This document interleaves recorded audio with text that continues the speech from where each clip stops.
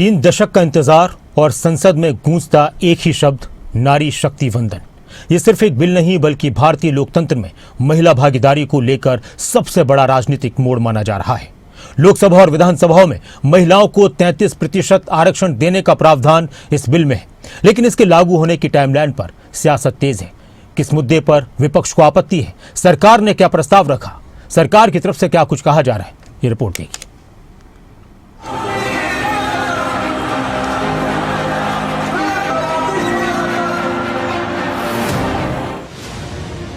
आधी आबादी पूरा हक, भारत के संसदीय इतिहास का वो पल जिसका इंतजार 3 दशक से हो रहा था। नारी शक्ति को वंदन करने वाला पल, देश की तकदीर और तस्वीर दोनों बदलने जा रही है। नारी शक्ति वंदन करोड़ों महिलाओं के सपनों का अभिनंदन है।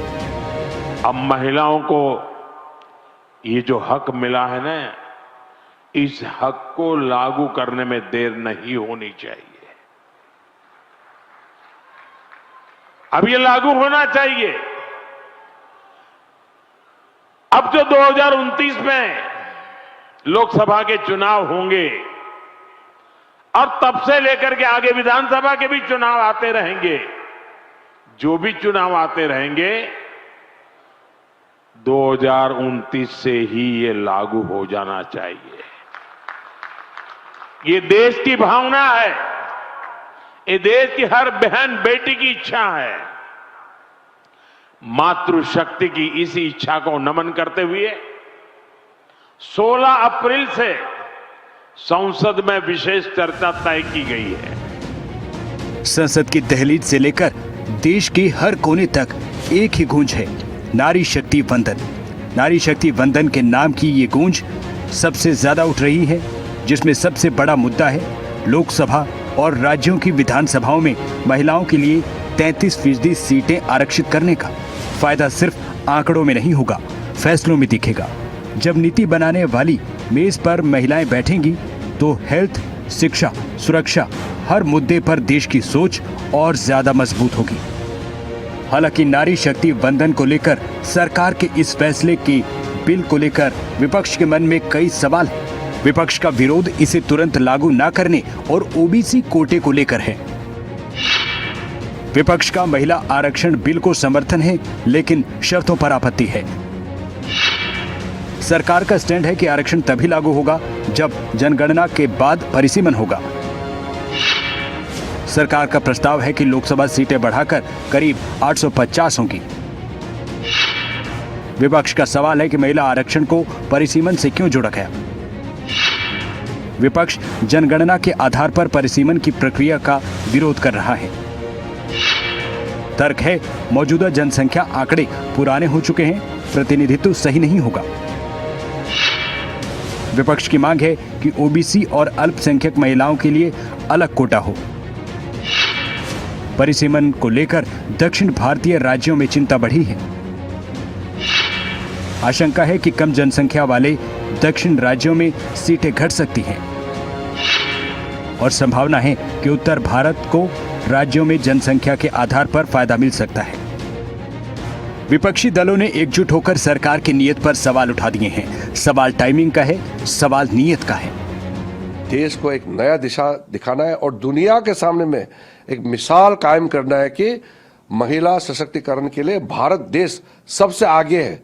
ये दुनिया को भी दिखाना है। ये देश के लिए बहुत अच्छा मौका है और हम एकजुट होकर काम करेंगे। कि आप रिप्रेजेंटेशन कैसे दे सकते हैं, महिलाओं की रिप्रेजेंटेशन कैसे बढ़ सकती है, और उसके लिए उन्होंने ये भी सुझाव दिया कि जिस पॉलिटिकल पार्टी या अलायंस को जितना वोट मिलता है, जितना वोट शेयर है, उसके हिसाब से महिला आरक्षण हो सकता है। और फिर बाद में आप सेंसस जब पूरा हो जाएगा 26 के बाद और 27 के बाद, तो आप नई कॉन्स्टिट्यूंसी बनाकर के उन्हें उनको कॉन्स्टिट्यूंसी में शामिल कर सकते हैं। विपक्षी दलों की बैठक का एजेंडा साफ, आरक्षण भी। और इसी वक्त विपक्ष का तर्क है कि जब 2023 में बिल पर सर्वसम्मति थी तो फिर इसे लागू करने के लिए जनगणना और परिसीमन की बाधाएं क्यों खड़ी की जा रही हैं। शाम को सारे विपक्ष पार्टियों की बैठक हुई है।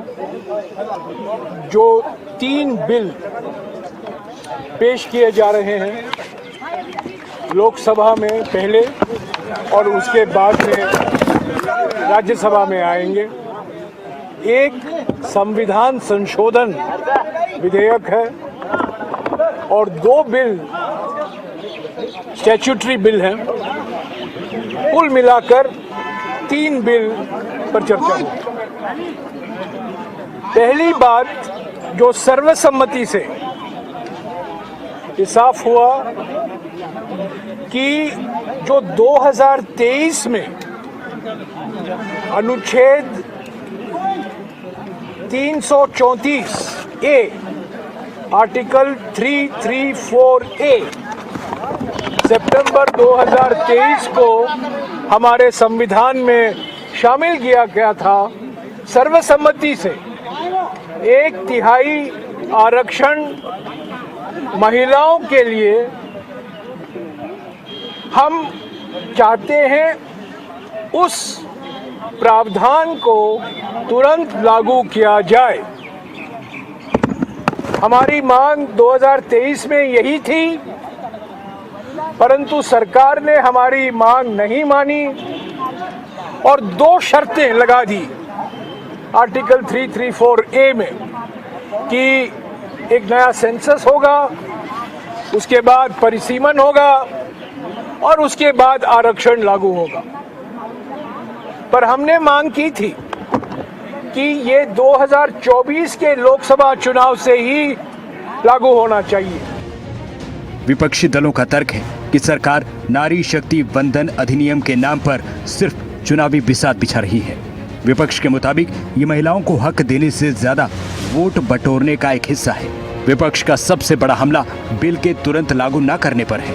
जनगणना और परिसीमन की ऐसी पेचीदा शर्त को न थोपा जाए, ये विपक्ष की सबसे बड़ी मांग है। ब्यूरो रिपोर्ट, खबरें अभी तक।